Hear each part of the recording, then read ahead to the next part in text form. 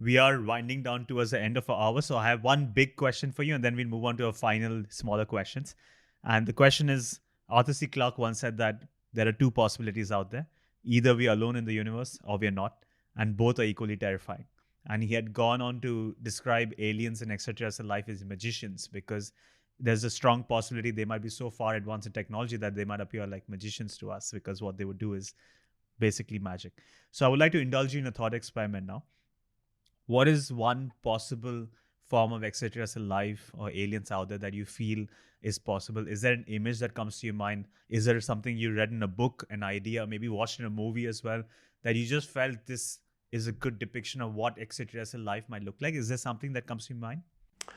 Yeah, that's difficult because we humans tend to think of those, green beings that have big oval eyes, that kind of thing. And they're always similar to us.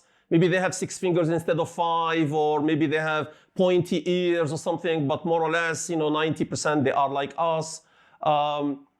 There's a reason why we think that way, other than we are simplistic in our minds, so we cannot imagine more complex. But most scientists will tell you that life has a bigger chance of appearing if it is based on carbon and if it is based on complex molecules like DNA and RNA, and that the cells will function pretty much the same way all our cells function, and that life will be similar to plants and animals. And clearly animals are more complex and can develop maybe consciousness, intelligence more than plants. So one way or another, you're bound to develop animals. And that's the easier route. So take your pick. Which is your favorite animal? But it'll be some kind of an animal. Because life is not going to just develop as a crystal or something. That's not impossible, but it's not the easy way to develop intelligence and life and sustainability and reproducing and all of that. So you're going to develop something that resembles an animal. But today we know that there are animals that are extremely intelligent, like these octopuses, for example, the cephalopods, octopus. The ravens are extremely intelligent, we know, and they can solve problems and make little tools. Dolphins and whales have sophisticated conversations, and they have sophisticated songs by which they communicate. And there's a lot of information in the songs and so on.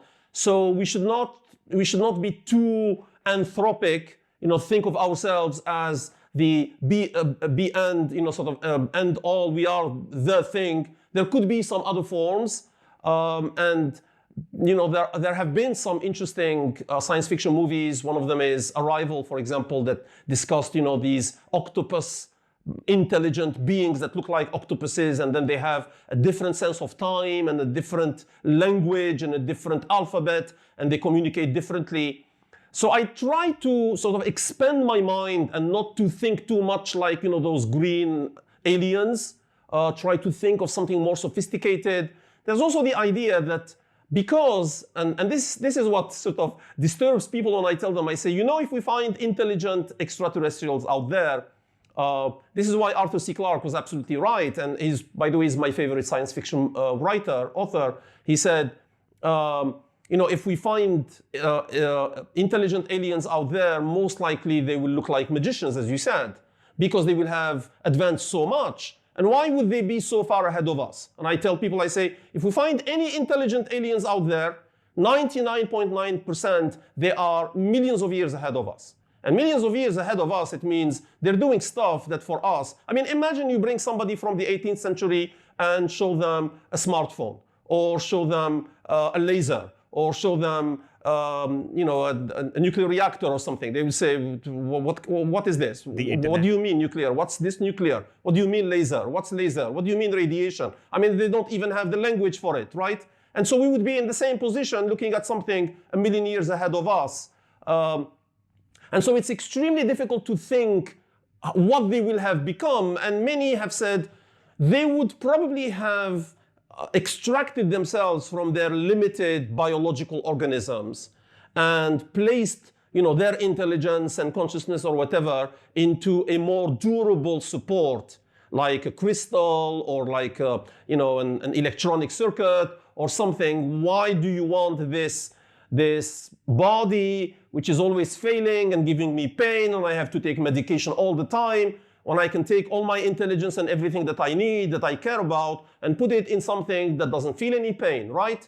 So could they have escaped their biological origins into something more complex? It's possible, I don't know. Anyway, it's really interesting to think. I think there's a lot of science that comes into these kinds of questions, but there's also a little bit of speculation. That's what makes it fun. I mean, you can't just speculate anything you want, but at the same time, the science tells you some things but doesn't tell you everything. So it leaves some room for your imagination. That's why science fiction is so wonderful. And that's the excitement of these topics.